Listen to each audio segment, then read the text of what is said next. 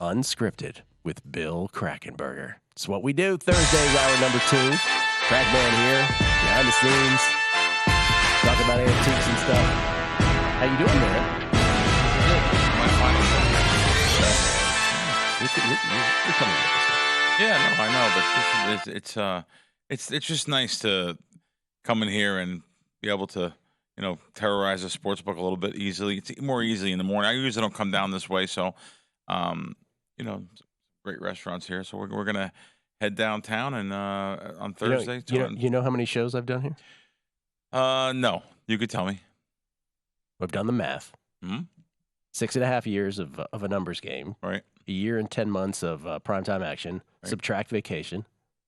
2,000 shows. Wow, that's subtracting the vacations. Oh my God. Well, I just want to be fair about it. Yeah. 2,000 shows. 2,000 times. Amazing. Yeah, man. Wow. So many great memories, so many great bets we've made in here through the years. So many bad bets. So many bets. Taulia Tagovailoa bet made in here. Shout out to his brother. Yeah.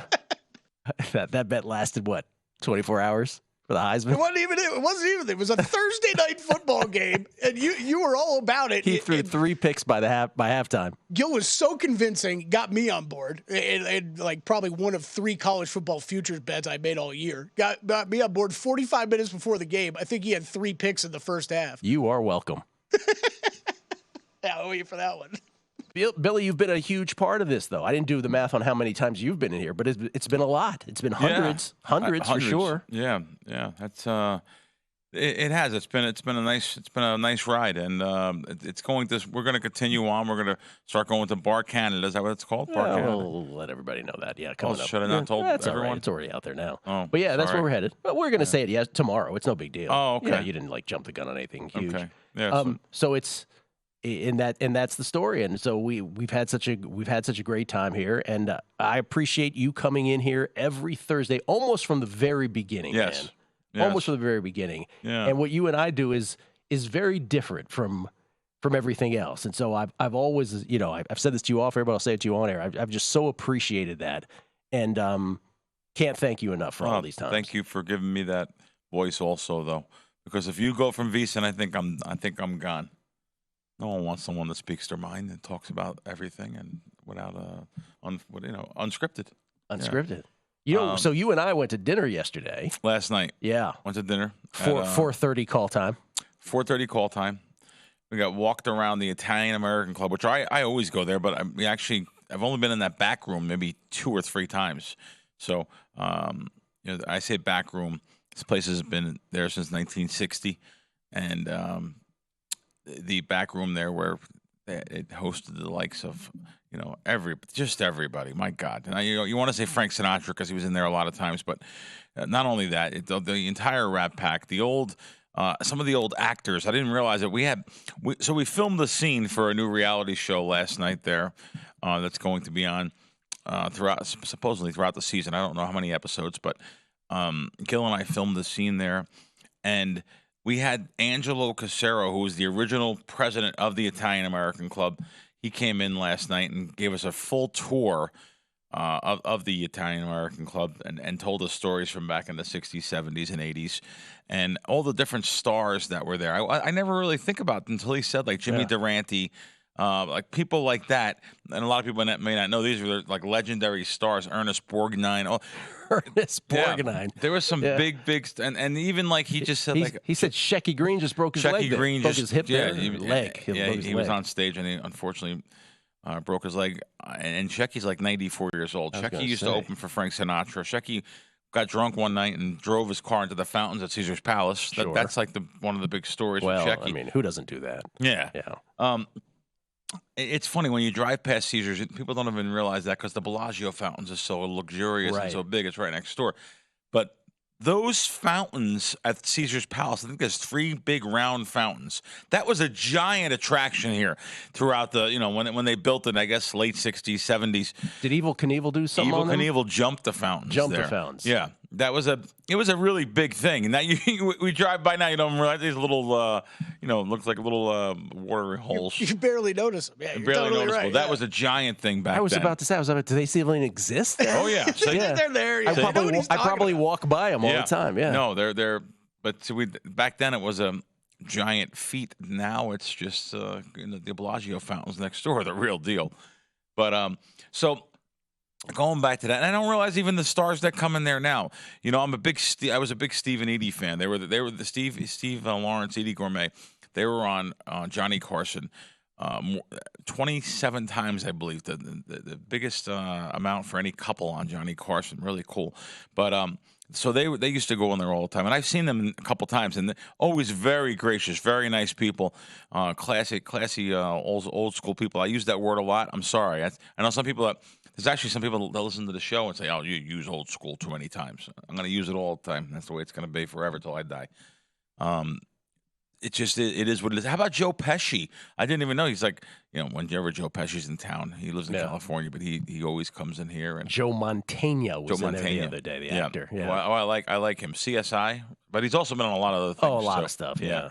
But you realize when you know, it's the who's who. It's you know, it's a time warp. The town doesn't like to talk about mafia stuff and mob stuff, and let's just face it, it's part of our past, and it's a giant part. The guy we rolled into, no names, as we walked out of there. Yeah. Mob? Yeah. Let's not get into it. Okay. Yeah. No. Just asking. Yeah, we rolled into someone that's a very well-known person, and and he's very nice to me. So. Oh, he's super nice. Yeah. Wow, good memory. But anyway, going back to the place, and you know that place had so many gangsters in it years ago. Back when you know it was a private club from the '60s, from 1960 to 1990, until they went public to the public. And let's face it, they housed and they dined and fed all those type of people, the Tony Spilotro types and stuff. Yeah. My favorite touch of the place is the dude outside manning the parking lot. You know what he reminds me of? I'll tell you. There was the movie with Rodney Dangerfield that he was back to school. He reminds me of the little who was Paulie in Rocky? His real name, I forget his name. You know, the little tough guy. That's what he reminds me of. He has the hat. Oh, right. That's right. He looks just like from that movie there. Burt Young, or Burt, I think his name was Burt Young, the guy from Rocky. Burt Young, yep.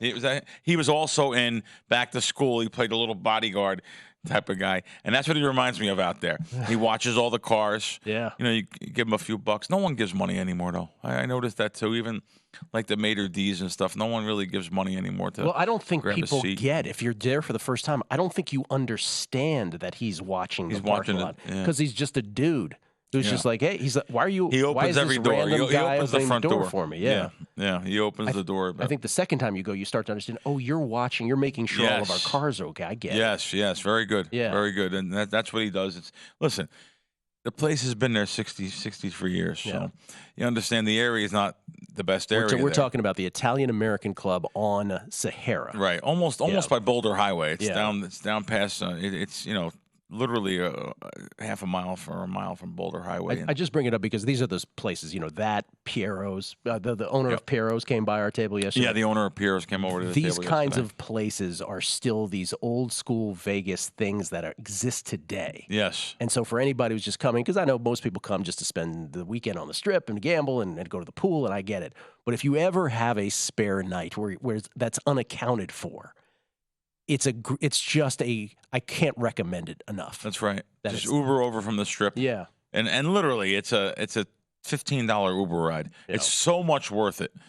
Just to go on to be in a building like that where they still have music every night, live music at 6 p.m. every night, and shows on the weekends. Great shows. I just seen there was a great show here in town from Buffalo. The Shintas were from Buffalo. They had a great show at the Rio. It toured around the country actually, and the one brother died, unfortunately, Joey. But he's in there all the time. The other brother, and they have a lot of really good shows. And when the Righteous Brothers come to town, Bill Medley. I mean that's where they go. They play here actually, but they'll pop into the Italian American Club. Does Pia Zadora still play Piero's? Yeah, I remember her. Yeah, she was a really famous person throughout the '60s and '70s and '80s, man. and. I seen her. She would sing in Piero's in the lounge there, come around singing. And let me ask you about something else. You casually mentioned yesterday that he's like, oh, there's something I forgot to tell you. I had breakfast or lunch with Pete Rose. Oh, yeah. Oh, that's a great story. It really is. I showed you some of the pictures on my phone. How did that come to be? I go into Black Bear Diner with two of my friends, and Pete Rose is at the next table. He's got a Cincinnati Red hat on. He's got a Reds hat on. He's wearing his game-worn batting helmet. He had a cool Cincinnati Red hat on. And then, in fact, the second time I saw him, he had the same hat. But he's like holding it on as he's running around. Jersey with his name on the back. Yeah. So Pete was at the next table, and I did action on Showtime as yourself also, Gill, and I brought on a lounge act, Cookie Jar. He's 80-something now. He's a great Vegas legendary lounge act here for 40 years. Well, Cookie and first name Cookie, last name Jar. Yep, yeah. Anthony Pattine's his real name. He's from South Philly, but so Cookie Jar and Pete were friends. That's how I originally knew who Pete was, because Cookie and him were friends for years. So I had to mention, this is the great Pete Rose. I had to mention it to him after he ate, you know what I mean? And I had to say something to him. And he was so happy that I said it to him. He's, Cookie Jar, my man, how's he doing? I said, Pete, that's it. I text him once in a while. He said, I got to text him. I'm going to text him right now. He took his phone out and texted Cookie Jar. It was pretty cool. But after the break, we'll talk about the rest and how this wound up. Yeah. By the way, Showtime docuseries action, Wishnev gets recognized everywhere. Oh, yeah, he gets recognized more than me. Everywhere from this. Oh, yeah. And Bill leads a very interesting life here in Las Vegas, in between betting. And one of these interesting moments was having a meal with Pete Rose the other day, who, of course, is not only the hits leader in the history of baseball, most hits ever to this day in the history of Major League Baseball, but is most famously, even more famously, been kept out of the Hall of Fame because he bet on the sport he admits to while as a player, but says he never did so as a manager. Well, I'll tell you, after talking to Pete, I have to feel for him. He really would like to be in the Hall of Fame, you know, and I kind of didn't grasp that in the past media things. I thought it didn't mean that much to him. It was maybe a little bit outspoken, and I guess the commissioner back then, I think, was Bart Giamatti, and all he had to do, I guess, was admit it to him. Is that Pete didn't tell me this, by the way. I'm just saying. I think he just had to admit that he bet on baseball, and they would have worked something out, I guess. But listen, doesn't matter. This guy's stats on the field. I mean, this is Charlie Hustle. This is the all-time hit leader. By the way, one correction. He did admit to it ultimately in 2023 as a manager, just said only on his own team, though, he said. On his own team. Yeah. Right. Okay. Which, again, brings up, hey, but then the nights you didn't bet on your own team, what did that mean about your own team? I mean, that's problematic, too, I guess. Yeah. So Pete, I'm talking to him, and he was with his son and his grandchildren, or his grandson, I think it was, and they all walked out to the car. Just me and Pete talking for a while, and we talked about a whole bunch of different things. And they hired Pete Rose to make the first bet in Ohio, in Cincinnati. He made the first bet when it became legal there. Like, it's just such a two-way street. Like, you're embracing it as a league, making money on it. Not only the MLB, but all the leagues, NFL, hockey, but yet you're keeping a guy out of the Hall of Fame for doing something that you want people to do in order for you to generate revenue for your team. So I understand that he was a manager, he was a player, and as we see, this kind of stuff goes on, and they make bigger deals out of it than they probably should. It's what I say about though. It's my yearly rant about the Baseball Hall of Fame, and I wrap it around Barry Bonds, which is, I always say that there should be no Baseball Hall of Fame if Barry Lamar Bonds is not in it, because he's so clearly the greatest ball player that any of us have ever seen, and he was so easily a Hall of Famer before all of the enhancement.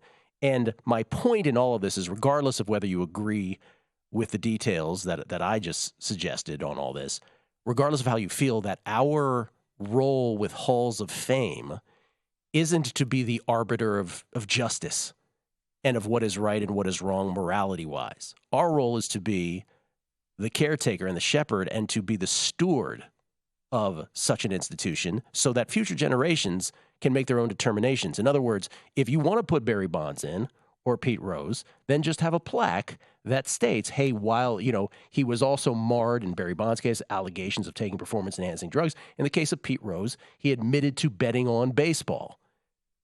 And this is the golden rule in any sport is you don't bet on your sport. Right. Everyone should know this. And so he broke the golden rule. He also happens to be the hits leader as well, right? So that's our role. We should be stewards for these institutions. So Pete Rose is 82 years old. Yep.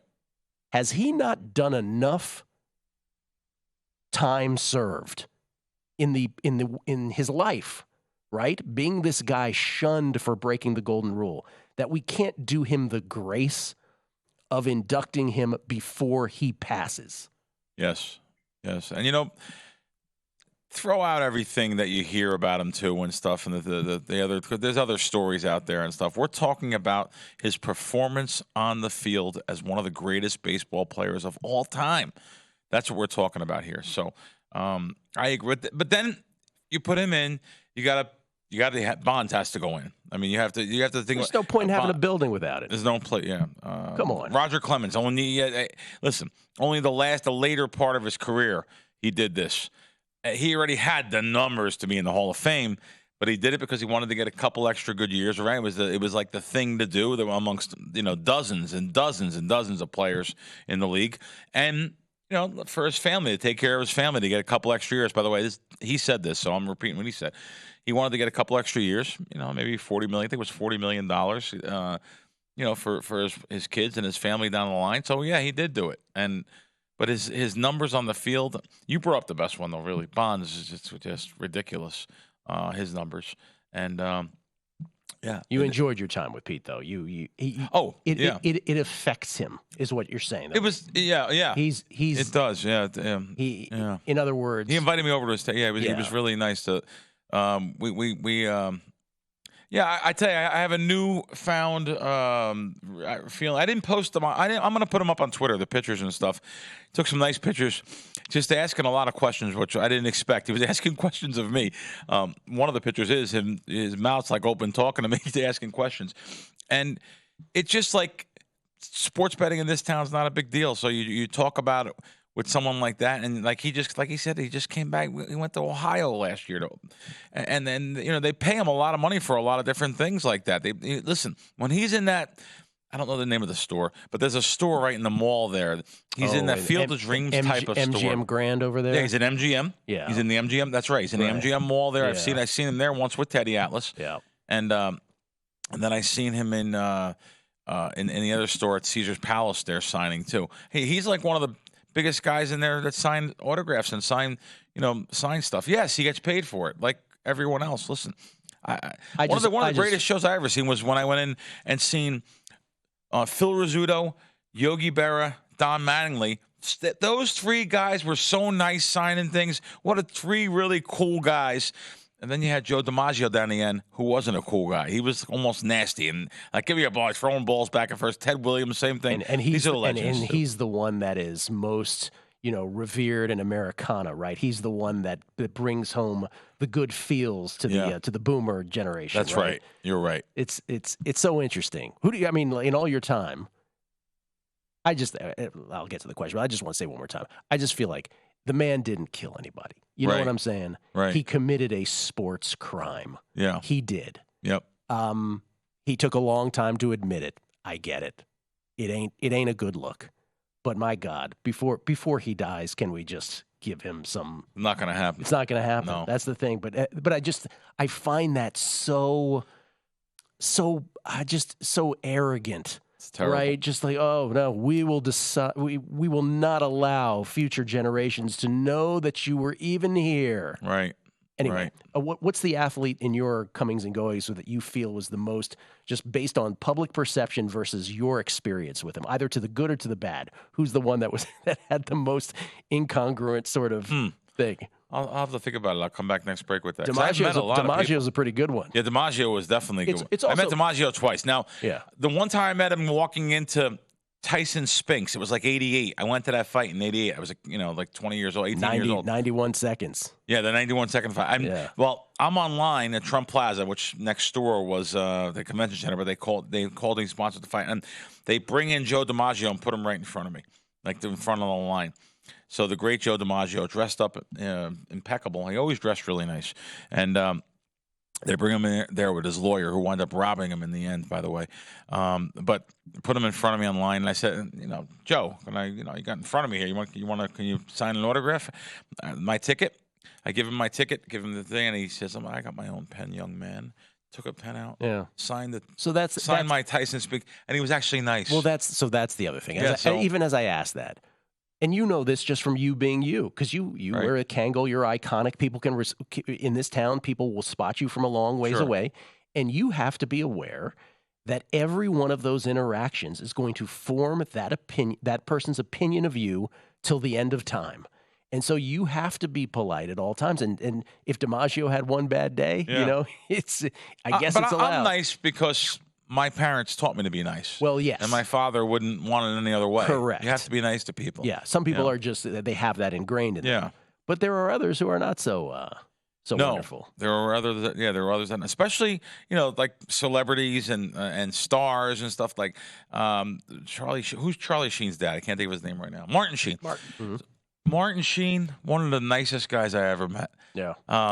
He came up and asked me questions, believe it or not. It was in the old Taj Mahal in Atlantic City, and which is now the Hard Rock.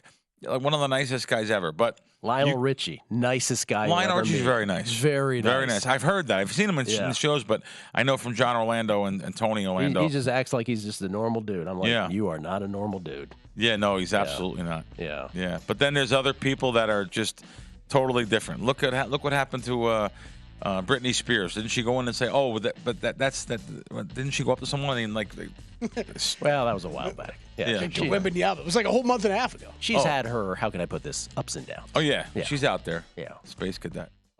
First of all, Mike Rouse. I will take under 2.5 minutes before Tim Murray mentions Notre Dame. I should have steered him that way, but I didn't. Did not catch. She didn't mention him once. Didn't mention him once. I could have steered it that way. Mark Geiger said, it's plus 350 a Strider at FanDuel, but you know how much they allowed him to bet on it? $4.50. Mike Stacks. Like you always say, you can have a plan, but how many people will stick to that plan and go against Arizona every week? All I think about is the Jets beating the Rams as 17-point dogs. When Arizona does win, thousands will go out. Go Cards. Yeah, I can't stop thinking about that Jets-Rams game either. Alianis, Alianis, you're right. I said Louisville. The Louisville game is tomorrow night, not tonight. That was my mistake. Scott, New York Mets 16. Gill and Kelly are like the heroes in a movie where the building is collapsing around them, but they're so intent on saving that last little kitty cat in the corner.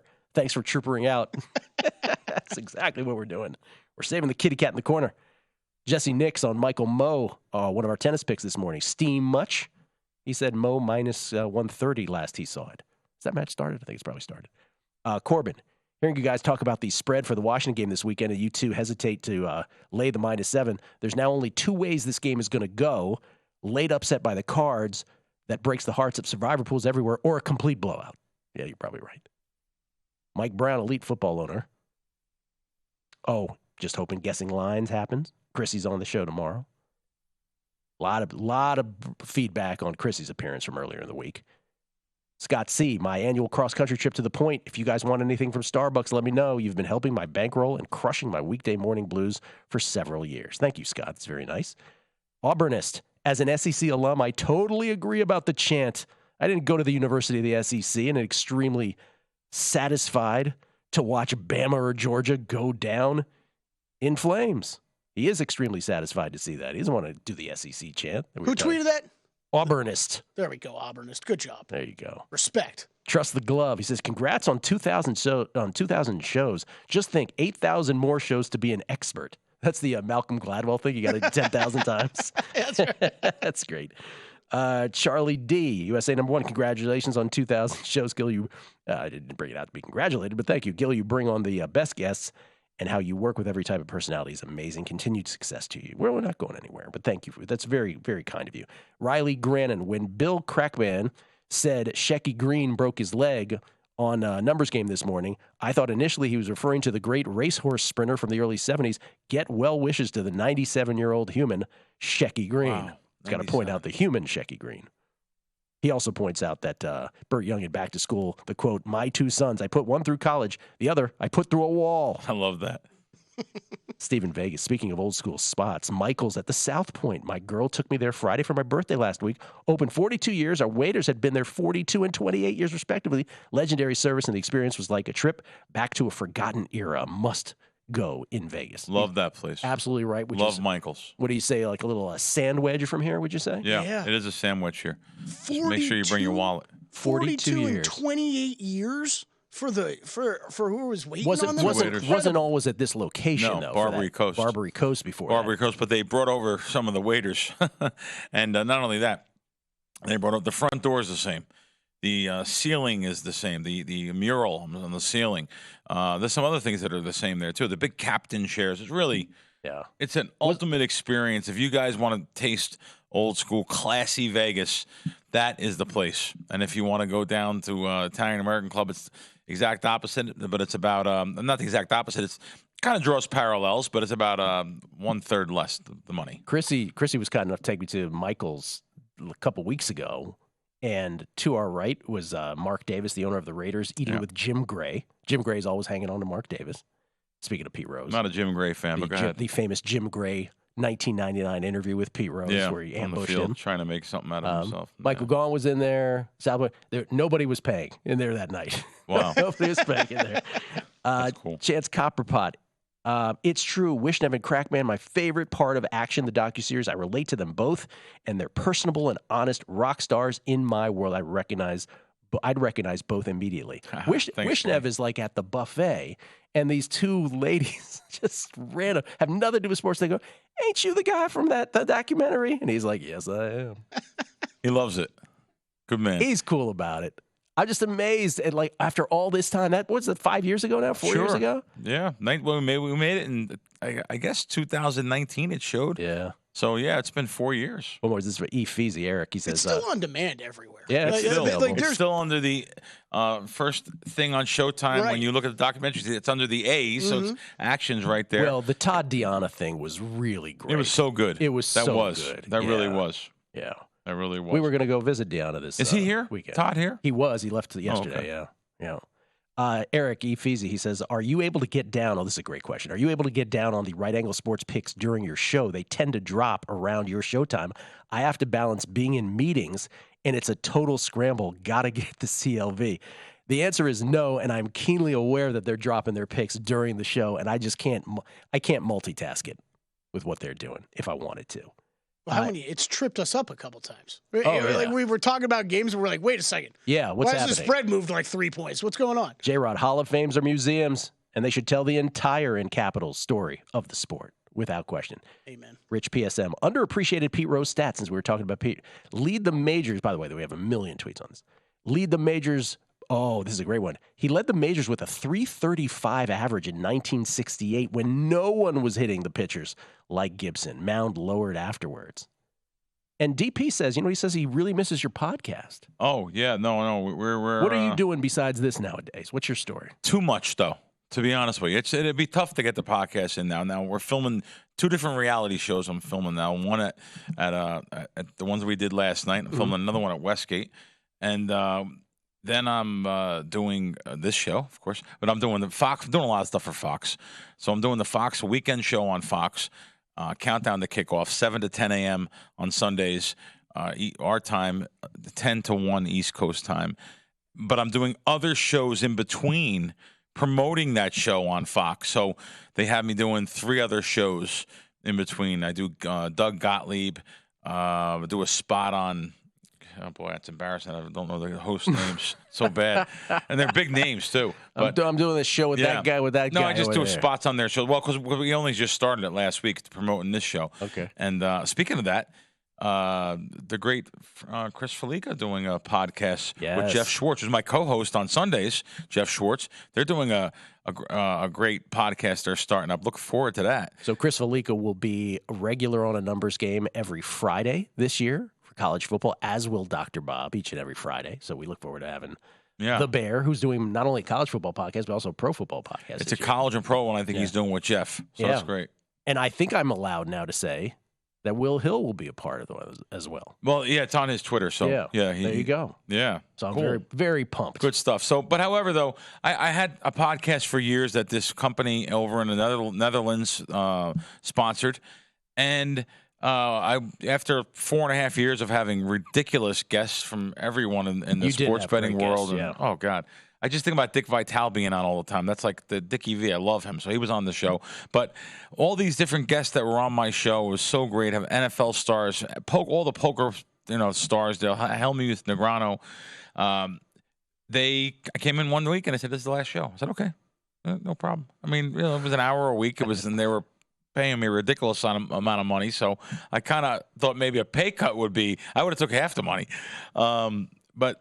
That was with John Orlando and I.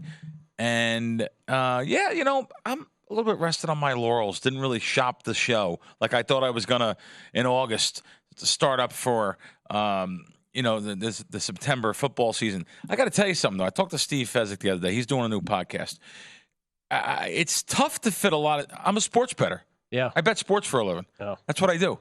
It's tough to have that show on Sunday morning and then do these other shows during the week. I'm doing 3 other 45-minute hits and then doing, a couple other things. These reality shows are, of course, filmed around football season. It's not easy to do a lot of these things. No. And it's hard to juggle. Sports betting's my main source of income. It's one thing to do a show in the morning, but even we used to do this. We've talked about it many times when we did primetime action. Me, Matt, and Kelly. And by the way, Matt, and Kelly are doing NFL preview on Beating the Book podcast feed tomorrow. Our NFL bets. We'll just do a whole bets dump on the show tomorrow and our thoughts on the upcoming NFL season. But when we did primetime action, we were betting on stuff, and we would completely allow whoever was trying to make a bet just sort of give them off. The other two of us would recognize, or one of us would recognize the other two was betting. Yep. That was every night, That's every amazing hour. You're saying that. Because Sunday mornings, they know. So listen, guys, there's going to be times where Jeff Schwartz and Brian know you guys have to take the show. Yeah. Because I have to make certain bets here in town on these props that, because they put player props up here in town a couple places. Kelly attended the Nebraska women's volleyball game yesterday. He was one of 92,000 people in the stands. that was incredible. Did you see that? The crowd? Can I tell you my having lived in California 20 years reaction to that? The first thing that popped in my head, if I'm being truly authentic, was you'll never see anything like that in California because there's a beach and there's great weather and there's other things to do. So that was my first very snobby California reaction. It's like why nobody goes to Marlins games too. Yeah, same thing. Yeah, it's exactly. It's like that can only happen, and no disrespect, but that can only happen in a place where it's like limited in your options of entertainment. I hear you. I will also say, though, that is of fan bases that I've been surprised by in Vegas for different events. Whenever they get to the women volleyball playoffs or whenever that occurs during the year, I don't even know when it is, this bar right here is always packed with that's amazing. 40, 50 Nebraska alums cheering on the volleyball team. That's amazing. It's incredible. Good on them. Nothing wrong with a rabid fan base for anything. Good on them. 92,000 checking that game out, or that match out yesterday. This is we get tweets at Beating the Book. David Shalafor. Let me start with David Shalafor, who says, "Hey guys, do you know where a guy can get help betting on golf?" I'm with you, David. It's just not promoted enough. Talking about long shots. Mike Alvarez, can you tell Kelly to stop unplugging the connection to iHeartRadio in the studio? It's been cutting out all morning. I'm trying to listen to Crack. Yeah, sorry, Mike. Guess we've had a couple radio issues this morning. And then Scotty B talking about Pete Rose, Scotty B 726. Who was the Yankee player Jim Gray interviewed in the 1999 All-Star game that stuck up for Pete Rose after the infamous Pete Rose interview? I'd love to know. Where he ambushed Pete. And what is it? It was Darryl Strawberry. Wow. It was, first of all, it was Joe Torre who said that, who stuck up for Pete. But then, because Torre said it was uncalled for. He said, for some reason, we've lost sight of the word respect. We deal too much in shock value. And Darryl Strawberry, who was playing for the Yankees at the time, said, we were pretty much all disgusted with Jim. It was a night of celebration for Pete Rose. Every player who ever plays cares about Pete Rose. It was embarrassing. It didn't sit too well in this clubhouse. Yeah, that was some night. Yeah, I didn't like it. Imagine things that you remember. His big return to the sport, right? Yeah, many people don't like Gray for that reason. I'm sure he's regretful too. Like Yeah. I'm sure when he looks back on his career, he's like, I probably should have done that different. One thing before we go off air, please. I want to know if I should be penalized for this. Oh, I like this. Well, I just, I like I said, I bet sports, and I bet based on information. I don't bet based on I'm a fan of the team or a fan of a player, which I couldn't care about at all. So go to the counter, you make a bet. You wait for approval, and they don't move the line. Do I have the right to rebet, go to a kiosk, and rebet the same exact bet? Of course you do. Of course you do. Yeah. But that's not the way you're treated at certain sports books. That's one. What were you told? I was told that I can't bet it again. Well, I said, so my buddy can bet it, but I can't bet it. This was recently it happened to me. So I was told I can't bet it, but someone else can bet it. They didn't move the line, and I made a safe bet. So in other words, I know that they'll take $1,000 or $500 on this particular bet. So I made a safe bet at the counter. They didn't move the line. I went to the kiosk, and not only me, but also someone else that's pretty popular in the sports betting world. He was told that if he makes a bet at the kiosk, all his bets will be voided. All of his bets in the sports Why? book. Because they think you're doing something nefarious. They think you're trying to circumvent limits, bypassing limits, circumventing limits. That's why you go to the counter, you have a chance. The bet had to be approved. But that's what I mean, though. If they perceive you as circumventing limits, had you tried to make the same bet again, like let's say you had the same guy, you're like, well, you guys didn't move the line. Correct. Can I make this bet again? Right. Would they have given you the bet? I wonder. I don't know. Not that should matter, by the way. Yeah, but you give them a chance. That's one thing.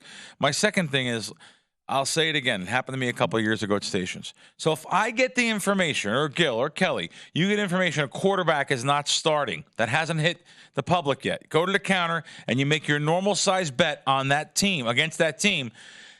Why do I get penalized and thrown out of stations and thrown off the app and say you have to give us our ticket back or you're not allowed to bet here again? Why do I get penalized for using my information because you don't pay your staff enough to do those things and search those things out, follow beat writers, get the information? Yeah. Why do I get penalized? You shouldn't be. Okay. I just wanted to. You should not be. Yeah, it's just. That's the state of sports betting in a couple different sports books, though. They hate when you beat them on a line. They throw you out and want to penalize you. We had the guy, remember the Arias bet when it looked like it could be a decent bet. It's a terrible bet now. But when he was flirting with 400, right? And they only would give me a nickel in both spots. And the guy admitted to us later. He's like, I was like, why did he do that? He came by here. Kelly was with me. Why did they do that? He goes, because you found a good number and they hadn't noticed. Wow. So basically what you were doing is doing the booking for them. You're doing their job. You're doing their job for them. Yeah. That happens all the time, too. All the time. Yeah, and that's why you're supposed to have a gaming commission stick up for you. You're supposed to be able to go to gaming, whether it's Nevada, New Jersey, Mississippi.